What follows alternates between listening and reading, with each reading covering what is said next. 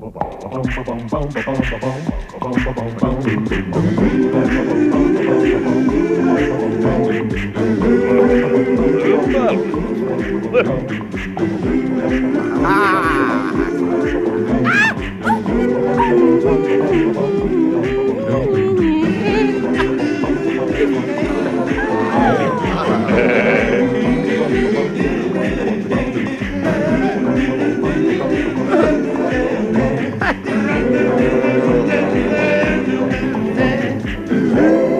loves me. She loves me not. Hello there. Imagine the producer would paint some dots in these prop dominoes. It makes all this pretend background activity extremely boring. I don't mind. I've won every game. Yes, my prop crossword was similarly useless, so I had to bring my own, but I'm afraid I'm scuppered all ends up, and rightly so, with this young tinker of a clue here. How's her, my loving darling? You'd be a bless and a gorgeous if you lent me your support. And it doesn't mean he wants to borrow your jockstrap. Oh, I do love a bit of puerile innuendo. Very well, Lord Stezzer, I'm game. But don't blame me if I come up with something incredibly dry and caustic. Well, it's 8 letters, begins with T. Ruthless, unfeeling dictator who constructs roofs out of dried grass and reeds. Tony Benn. Extraordinary, I had no idea he was a craftsman. The answer, Cousin, if you would read your script, is Thatcher. I know what it says in the script, Shiz, and I'm just a little bit tired of everyone thinking it's very young and smart and clever to have a go at the Prime Minister. She does a ruddy, difficult job. Oh, God, let's not talk about politics. I think this is all jolly smelly. Look at us all, lolling around in a listless fashion, letting life's golden years slip by. Hear, hear. I vote we all get off our bottoms and remember we're British. I'm quite capable of recalling my nationality from a sitting position, thank you. What about some amateur dramatics? Amateur? Laugh. No, ladies and gentlemen, call me the unacceptable face of drug-influenced erotica if you will. But I put it to you straight. Let's do the show right here. Yeah, we're a Liverpool group in that we come from Liverpool. But don't start talking about the Beatles. You're right, the Beatles may be massively talented and successful, right, but they're old and we're young, which is why we're better. We're gyro. Gyro's about us. Tom's got a degree in computer science, Dill's got a reading age of 4, and I look nice in miniskirts. So don't start talking about the Beatles. I can't think of anything more sexist than a band what doesn't have a girl in it, what doesn't play an instrument and wears a miniskirt. And that's the Beatles. So don't start talking about them. Yeah, I mean, we're called Gyro because of the frustration we'd all feel if our name were the Beatles. Or even sounded a bit like it. Yeah, for instance, if we called ourselves the Seatles or Teetles, we'd have hated that. I mean, Gyro attracted us as a name because you'd have to change every letter and add a few more to make the Beatles. Plus, Gyro's not a full name. Our full name's Gyro and the Pacemakers. Yeah. So ferry, cross the Mersey, 'cause this land's the place I love, and here I'll stay. Yes? Well, you should know. You just dialed a number, or did you just stick your finger in at random, or am I just being very stupid? Yes, this is Harrods, as it happens. Did you want something, or is it just a social call? Because if you told me what it is, I might be able to help you. I might be of some assistance to you, mightn't I? What? What's that? Well, I don't know if we're liable to have it. You never can tell with this place, especially since I don't know what it is and I haven't actually memorised every item in stock because I'm not a computer. This is a human person you're talking to, in case you hadn't noticed. I tell you what you can't get, though, and that's for sure, rubber chair coasters. I know that because I've tried myself. You can get rubber doilies, rubber this, rubber that, but you can't get rubber chair coasters, and it makes me cross, to be perfectly frank with you, total stranger there you are, because I thought that one of the advantages of working here would be that I wouldn't have to go farther afield for things like that, you see. There's no one else to ask, dear. I'm on my own, which is another thing I wasn't expecting when I took the job. Learn a skill, it says in the advert, doesn't it? Learn a skill, visit exciting places, become one of the professionals. Nothing about ending up in some dingy basement in Harrods where people have probably died and been left. That's what it smells like, anyway. Oh, look, Spell it for me, for God's sake, spell it for me. And I'll look it up for you. I can't say fairer than that, can I? Come on. V-A-C-A-N-C-Y.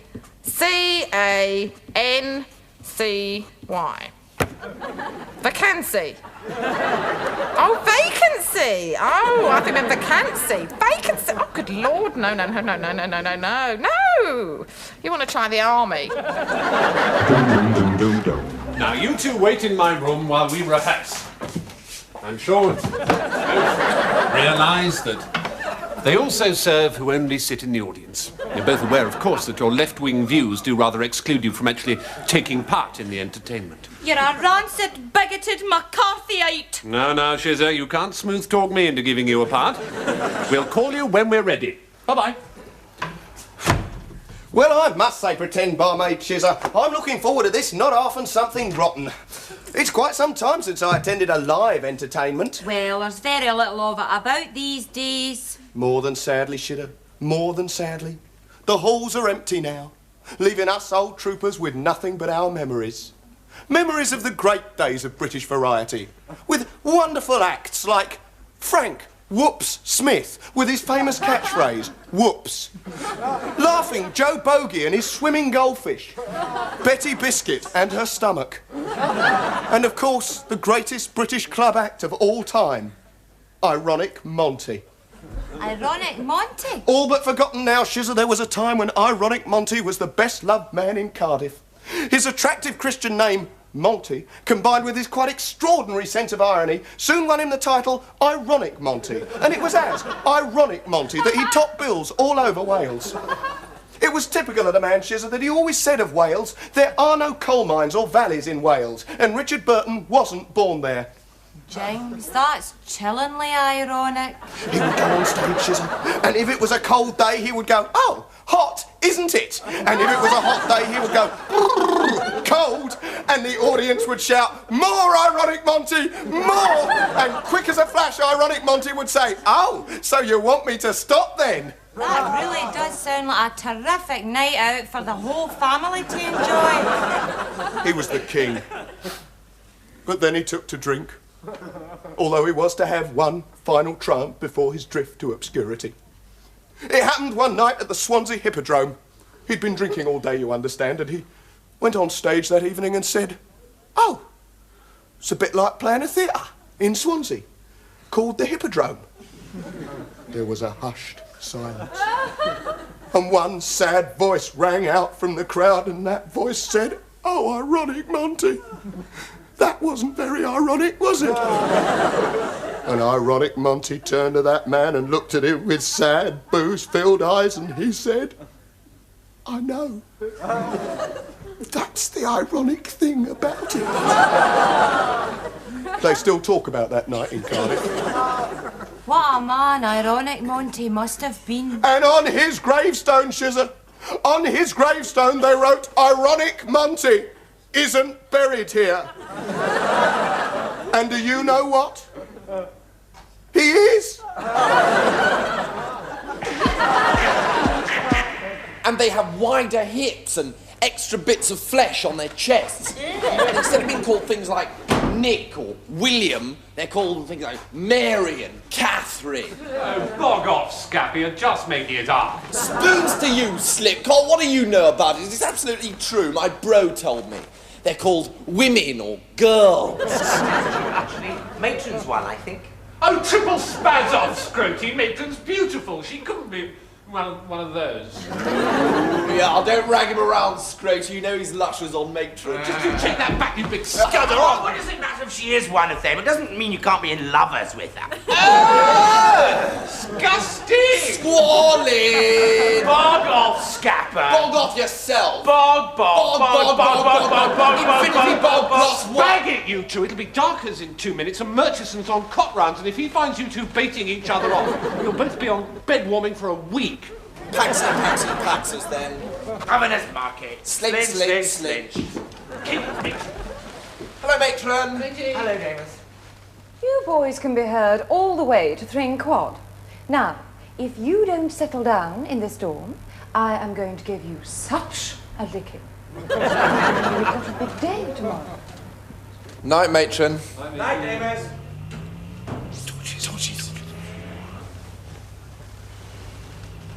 Actually, she's right. It is a jolly big day tomorrow. I'm really quite looking forward to it in a way, aren't you? I mean, seriously.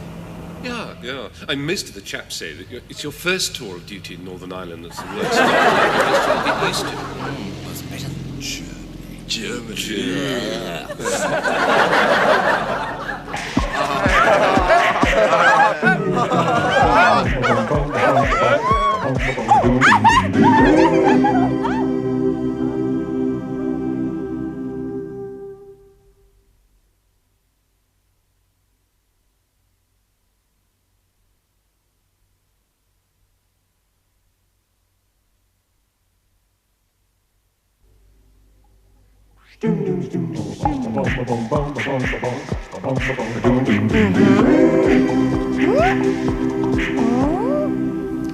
Okay then, position so far. You've identified your customer, you run a background make on his purchasing requirements and capabilities, and you've defined the terms of your own selling pitch. How do we proceed from there, either of you? Graham? You introduce yourself. How? What's the first thing you say? Hello? Hello is a wasted word, Graham. You're now one word behind your competitor, Martin. How do you do? Right, how do you do? Because that raises questions, doesn't it? Questions in the customer's mind. How do I do? Maybe I don't do so well. Maybe there's room for improvement, and maybe this is the guy who can help me find it. What do you say to yourself then? You shake hands. Nearly. Nice try, but remember, we don't shake hands, do we? We shake egos. You take his hand, and you shake his ego. What do you say to yourself then, Graham? Come on, we've covered this, Martin. Killer instinct. Right, you say to yourself, this is not a man, this is a sale. He's got what I want what he's got to want to give it to me in return for what I've got that he wants. Is that clear? Yes, there's another wasted word, Graham. You're now 2 down. Sell me, Graham, sell me. I want you to sell me to Martin, all right? No discount packs, no giveaways. This is a straight sale. You've got 1 minute. Now go. Right. I'm bored, Graham. Very, very bored. And I'm just the product in this transaction. What's the customer thinking? The customer is thinking right is a wasted word, Graham. Now go.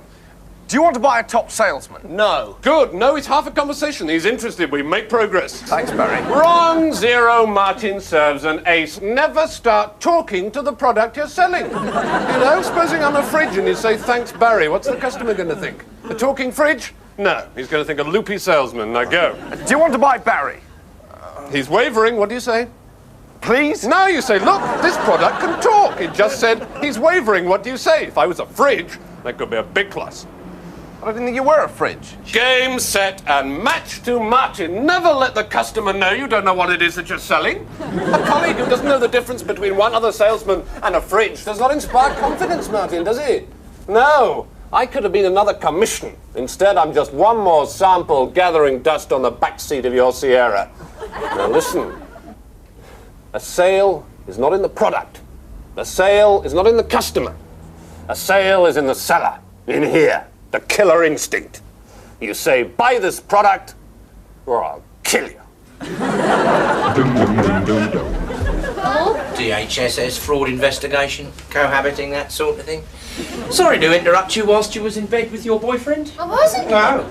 So you admit you've got a boyfriend? No, mister. I haven't even got a bed. I can't afford one. Oh, he keeps you short, does he? Mean bastard, stingy. Sorry to hear that, darling, but nothing I can do about it as far as my department's concerned. If you're living with a man, he is supporting you. But I'm not living with anybody. I live on my own. Make it easy on yourself, darling. I'm empowered to search. I'll find his stuff everywhere. His books, his clothes. Transvestite, is he? I find they nearly always are. That's mine. Oh, share bras, do you? That's cosy. Well, it's like we say, 2 can live as cheaply as 1. I think I've just found his toothbrush. Where do you get yours, or do you share this as well? Listen, mister, see me. I live on my own, right? Mm-hmm. Yes, of course you do. They all do, don't they? Ah! Various contraceptive devices found scattered around the sleeping area. Where? What's this? A pillowcase. Don't worry. What's this? A pair of nail scissors. Brutal, but effective. Listen, mister, you're going to be hanging around here for long. It's just, you know, I want to go in my work. Listen, darling, as far... Did you say work? Yes. You got a job? Yes. Oh, dear. Working and signing on. You realise, of course, I'm prepared to shoot you for this, don't you? On the Oh, spot? yes. Except I'm not signing on. I don't claim for anything. Don't claim for.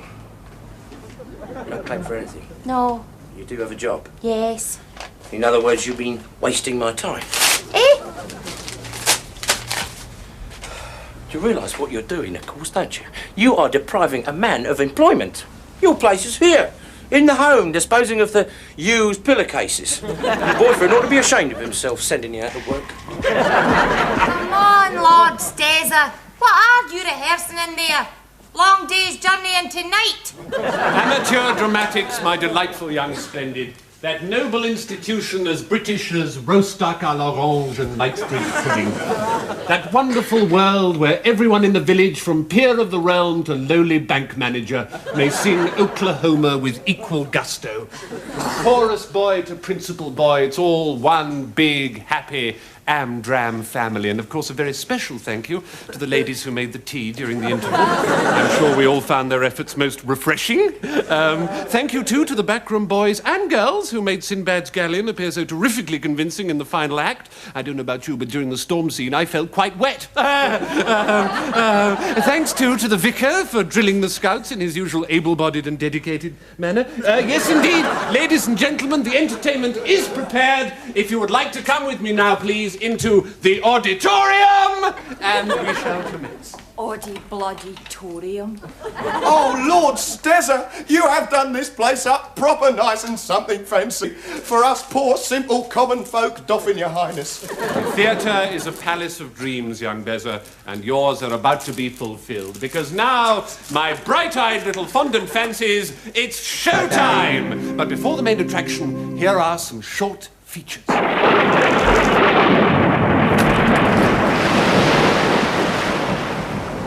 Matilda, Job. Pint of your best porter, please, Matilda. And what are you drinking, Job? Oh, a tankard of old ale, Amos. Oh, that's interesting. Tis a wild and evil night, Amos. I should not like to be upon the sea tonight with the swell running the way she is. Puts me in mind of that terrible night, the night the Cornish lady went down on the captain's point. Yes, that were a mighty blow. Yeah. Oh, never you mind, boys. That just be Django's hippie son back from college. Sometimes he says man the boats, sometimes he says wow the boats, sometimes he says the boats. Amazing.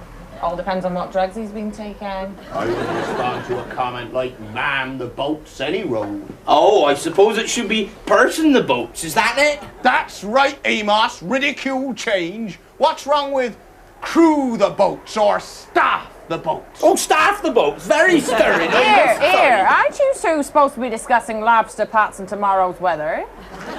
Oh, I'm sorry, Matilda. Tourist board pays you to discuss fishing. Sorry, my dearie. People don't come down here to hear about sexual politics. They can get all that at home. What they want is a bit of local colour, and if they don't get it here, they can take their business elsewhere. Oh, well, knocking off time anyway. Sorry, the shot happened again. Lousy job anyway, lad. Roll on banjo season. I'm going to be something with Stanley and Edinburgh this quarter, you reckon?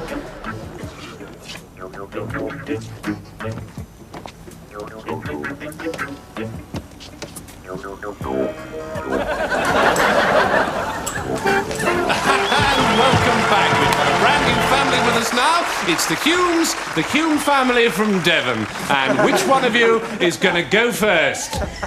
Edna! Oh, my little love heart bless pet. Aren't you gorgeous? Aren't you lovely? My little dear heart love special. All right then, my love honey, love pet, blossom angel, blossom pet. You know what you stand to win this evening, don't you, my darling? You stand to win, you and your family, £1,000 in cash to take away with you tonight. And you stand to win all these prizes here. You stand to win the coffee maker, the tumbler dryer, the video maker, the microwave oven, and that lovely, useful food processor. All right, my darling, lots to fight for then. And you know the rules, don't you, my rabbit heart angel sweet? You know the rules. I'm going to put 1 minute up on that clock, my love heart love. And if, my loving darling, you and your family get beyond that minute, beyond that 60 seconds, without saying the word bottom, you win all those prizes. All right, my darling? Are you ready? Yes. Ooh, I love you. I love you. All right, then. Put up a minute, Lynette. Start the clock and let's play bottom. All right. Are you relaxed? Yes, thank you, Ivan. Not nervous? No, no. Super. Now, Devon, I think you said you came from? That's right, Ivan. Mm-hmm. And whereabouts in England is that? That's near the top, isn't it? No, it's at the base. South. South, my loving darling? South. Are you sure? Bottom. Oh, my sweetheart! Sweet, sweet, sweet. You said bottom, didn't you? You know where you said it, my darling. And the next one, please. Oh. Start the clock, please, Lynette. And who have we here? It's Daryl.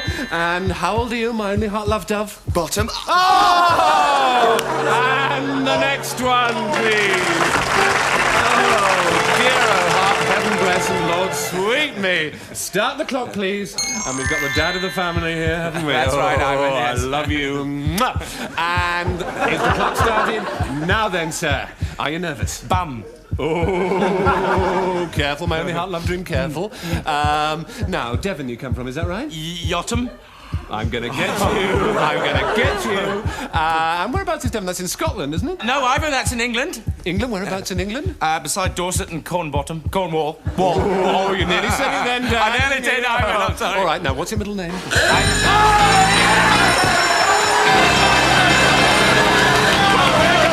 Straight after the break to see the prizes, but remember, we've got them if they say bottom! Thank you, ladies and gentlemen. Thank you. And now for the main attraction this evening, will you please welcome three of a vaguely similar. Bravo! Bravo, Lord Stepper! I'm a waitress. What's an order? No, Ezra, you're last. Do you remember? We rehearsed it. Bob's starts. All right? Can we start? I'm sorry. Can we start? I am a soldier. I take orders. I'm a waitress. What's an order? No, Ezra, last. It's Bob, sir, then me, then you. Otherwise the joke won't work properly. Well, now, please concentrate. All right, sorry. I am a soldier. I take orders. I'm a general. I give orders. I'm a waitress. What's an order? There, you see, when you do it right, it turns into a brilliant joke.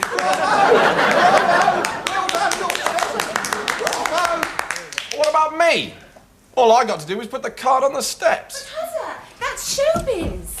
Of course. And show business is a world where even the boy who puts the card on the steps could one day work for the BBC. I love showbiz. Tell us about it, Ezra. Well, I don't really. Showbiz. Show business. Showbiz. Show Nesbiz. Show Nesbiz. Showbiz. Show Nes. Show business, girl, show business, gag, show business, dame, show business, stand, show business, all those things that go to make up show business, but show business isn't our masters, our roofing felt. Show business isn't toothpicks or the bits of meat that get stuck between your teeth and make you need a toothpick. Show business can be Savlon for when the corn brisket trips. Show business can be Staples if they're sticking through a script. But it's never a nose you've forgotten to pick. It's never a pigeon sitting on a brick. It's never a Whittington who's lost his dick. But like a skinhead, it'll give you a kick. I love